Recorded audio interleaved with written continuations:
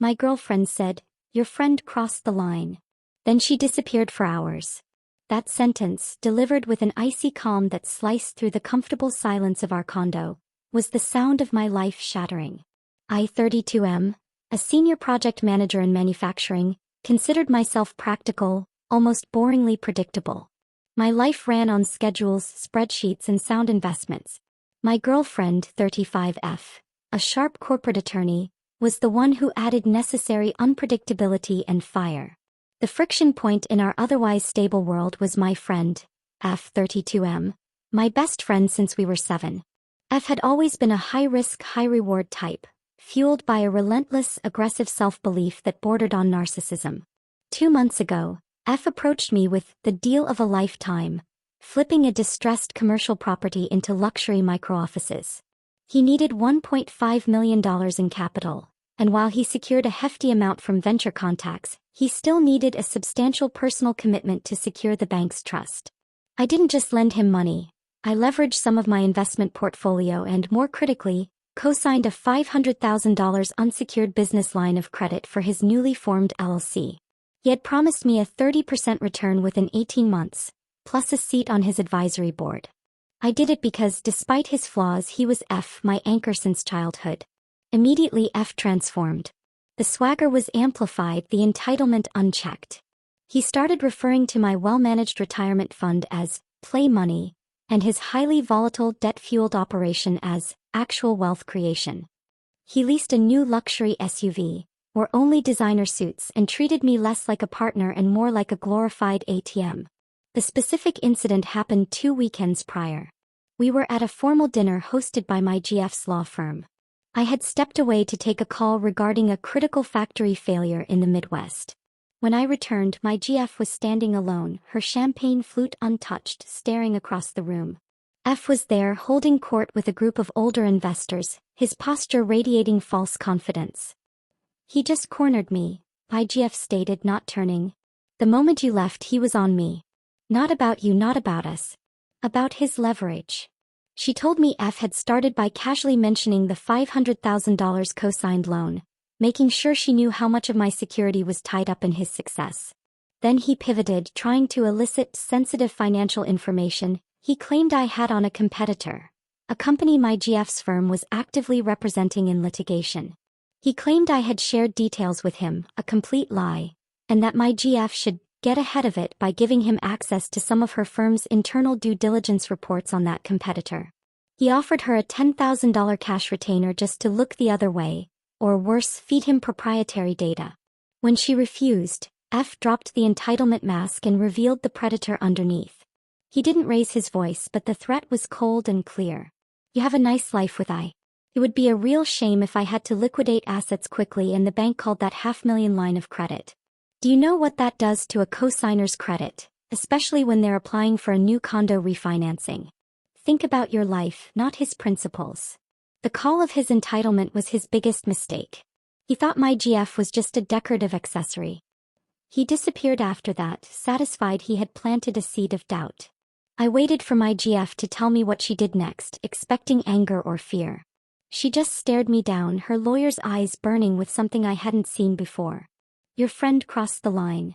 Then she took her car keys and left. She didn't say where she was going, didn't answer her phone for the next 6 hours. The anxiety during that period was suffocating. I kept thinking she was meeting F, trying to negotiate, or maybe even packing her bags because the risk was too high. When she finally returned, the scent of expensive coffee and old leather hung around her. She was holding a thick manila folder. "I wasn't gone," she said, dropping the file on the kitchen counter. "I was setting up the board. F just committed multiple felonies and a career-ending ethical violation, and he did it to someone who has the resources to legally dissect him. I was with my firm's litigation partner and our personal counsel.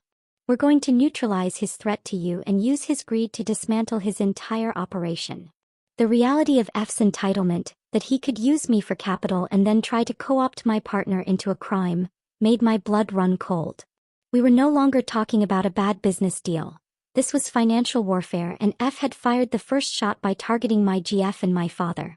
My immediate step, guided by my GF's counsel, was to send a formal notarized demand letter to F's LLC, requesting immediate access to all financial records, invoices and bank statements related to the $500,000 line of credit, citing my cosigner rights under the Uniform Commercial Code (UCC) and the original agreement.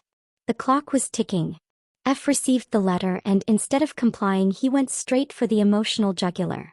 The very next day my mother called me, distraught. "F just called your father," she whispered, clearly upset. "He told him you were suffering a mental health crisis over work, and that you were panicking and threatening to pull out of the deal. He said if you force him to repay the loan now, it will look like fraud to the IRS and that you could face an audit that would expose my father's old business transfers. He's trying to convince your father to talk me out of taking any legal action." This was pure, unadulterated entitlement, using the fear and anxiety of my aging parents to create emotional leverage and stop my demand for transparency. F's audacity was breathtaking. He genuinely believed his right to get rich outweighed my family's peace of mind. When I refused to respond to F's texts or calls, my own lawyer received a fax. It wasn't just a cease and desist. It was notice of a forthcoming defamation and tortious interference lawsuit. F's lawyer, clearly working on a massive retainer, alleged that I was knowingly spreading false rumors about F's solvency to sabotage a multi-million-dollar corporate contract F was about to close.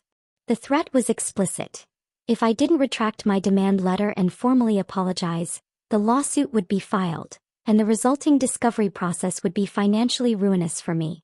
This was the height of his entitlement, actively suing his primary financier to stop the financier from conducting basic due diligence. I sat with my GF, who was calmly highlighting parts of F's aggressive legal filings. "He's overplaying his hand. Everything he's doing confirms what I knew when he disappeared for those hours. The interconnected plot revelation, the deeper betrayal. Remember the multi-million-dollar corporate contract F is bragging about? The one he says I'm trying to sabotage?" she asked, her voice dry. "Yes, he won't shut up about the Apex deal." My GF leaned back, linking her fingers. "The Apex Group is my firm's biggest client. I am the lead legal counsel for due diligence on all their new commercial partners. I was literally running the background check on F's LLC when he accosted me at the gala. He didn't want proprietary data on a competitor. He was trying to assess how close the Apex Group was to discovering the mountain of financial lies he's built. The sheer scope of his fraud hit me. F wasn't just gambling with my money. He was attempting to defraud a Fortune 500 company represented by my partner, then trying to use her access and my capital as cover. The entitlement wasn't just to my friendship. It was the entitled belief that he was smarter than an entire corporate legal department, including the woman who shared my bed. "When I disappeared," my GF continued, "I was with Apex's chief risk officer and 2 forensic accountants. We already have the evidence. We know F has falsified proof of insurance, inflated his LLC's assets and, the worst part for him, used at least $175,000 of the $500,000 co-signed business line of credit for personal luxury expenditures, which is a clear, documented breach of the loan's operational covenant and constitutes outright fraud." I didn't feel rage. I felt a chilling, calculated resolve. F had tried to play a small-time confidence game, but he had mistakenly stepped into the arena of corporate litigation, where my GF was not only a player but a master gladiator. The goal was no longer to get my money back. It was to ensure F received the full, painful, legally defined consequences of his boundless entitlement. F, confident in his bogus legal threats and the leverage he thought he held over my family, made a final arrogant attempt at intimidation. He called me from a blocked number, his voice smooth and menacing. I'm trying to do you a favor. Drop the demands. Stop talking to your parents. I will make this $500,000 disappear in a bankruptcy filing so fast your bank won't even know what happened. You'll be liable for the full amount and your credit will be scorched earth. But if you walk away now, I'll let you off the hook. Think about your life, man. Not your pride." That was the last time I spoke to him directly. His threat, which was 100% legally accurate for an unsecured cosigner, was the fuel for the revenge strategy. He expected me to panic and back down. He expected me to prioritize my credit score over justice. His entitlement was about to cost him everything. My GF and I, working with our dedicated litigation counsel, executed a 3-pronged legal and financial strategy. Every move was aimed at one goal: forcing the bank to call the loan while F's assets were frozen, thus making his personal fraud public and unavoidable. Revenge Step 1. The Emergency Civil Petition, the Stranglehold. We filed a verified complaint for immediate injunctive relief in the appropriate county court in New York, demanding immediate relief from F's fraudulent actions and his malicious interference with my relationship with my father.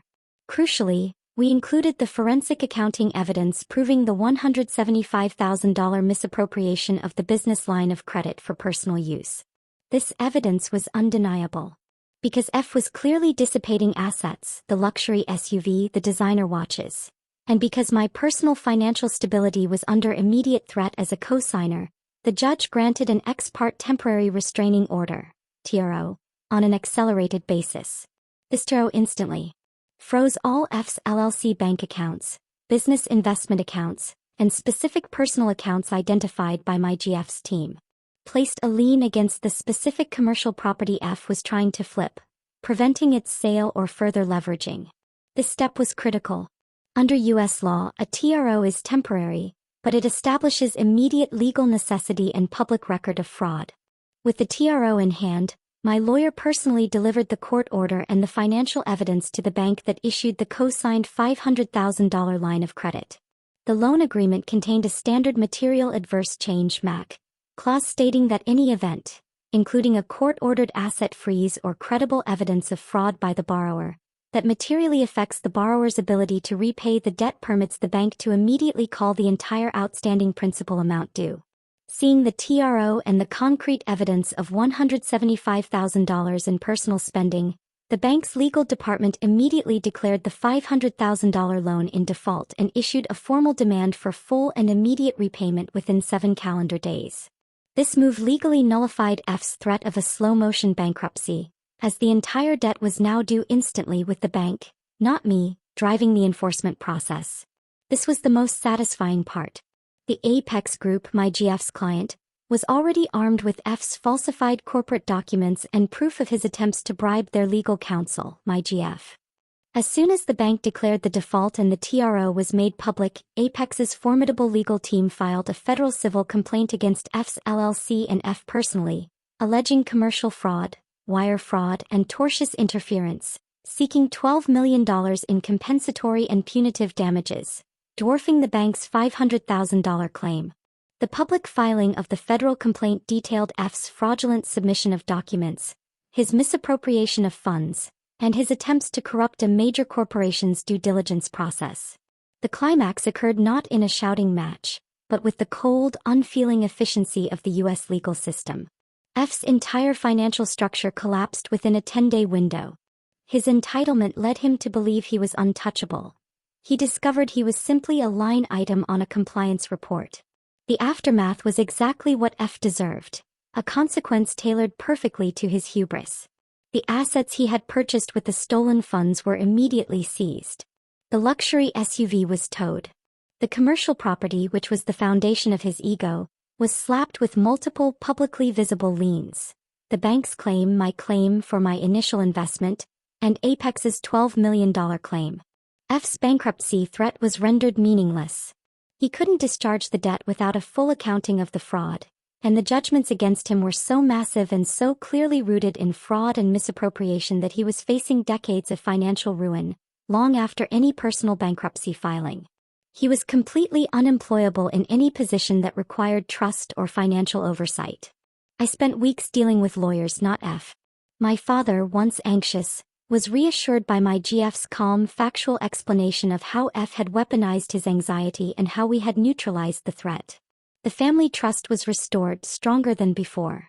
The experience cost me a friendship I had cherished for 25 years, but it gained me something invaluable: the complete, unwavering certainty that the person I chose to build a life with, my girlfriend, was not only loyal but brilliant, strategic, and utterly capable of defending us against a betrayal of that magnitude. Her disappearance was the ultimate act of loyalty, a cold, focused legal maneuver that ensured justice wasn't just served, but carved with a scalpel. I walked away from the wreckage financially whole, legally discharged from the cosigner liability through the court-ordered asset seizure, and emotionally clearer. I realized F's entitlement was a cancer I had tolerated for decades, and my GF was the surgeon who cut it out completely. Sometimes, justice is watching a highly entitled person find out exactly how much the legal system values integrity over arrogance. If you like stories where justice isn't just a concept but a cold, hard, financially ruinous reality, you know what to do next.